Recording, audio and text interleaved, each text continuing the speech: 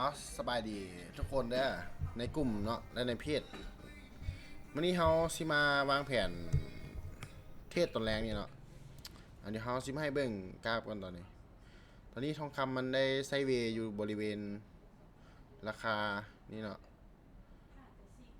4,300หา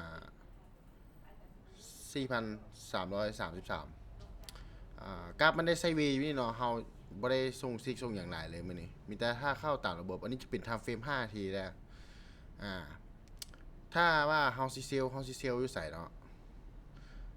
เส้นนี้เกิดใหม่ยังบริไซเถอะราคานี้เนาะ4,363เฮาโซนเซลของเฮาถ้าว่ามันหลุดขึ้นมานี่เนาะเฮาสิมาเอาเส้นเทิงพี่ทำเฟรม30นาทีเนาะนี่4,406อันนี้เป็นโซนเซลเนาะถ้าว่ามันกรณีที่ว่ามันลงไปดิเฮาสิบ่ายอยู่ไสโซนแรกเนาะที่ว่าบ่ายเลยก็คือโซนนี้4,300บริเวณที่ว่ามันโล่งๆนี่เขาจะบ่เข้าเนาะถ้ามันรุด4,300เดี๋ยวเขาจะเข้าอยู่ใส่เส้นนี้บ่มั่นใจนะว่ามันสีเด้งได้บ่แต่ว่าผู้ใดที่ว่าตามระบบก็เข้าได้เนาะ SL 500 TP 1,000จุดส่วนมองนี้สำคัญเนาะ4,263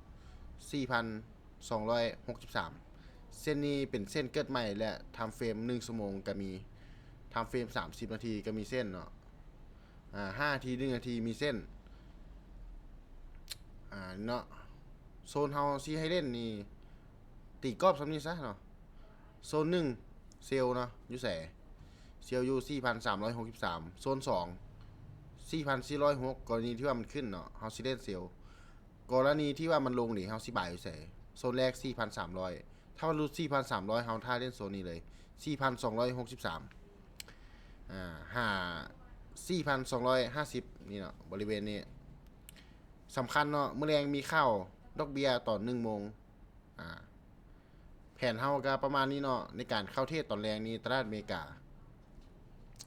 ขอบใจทุกคนเนาะที่ว่าเบิ่งจนจบ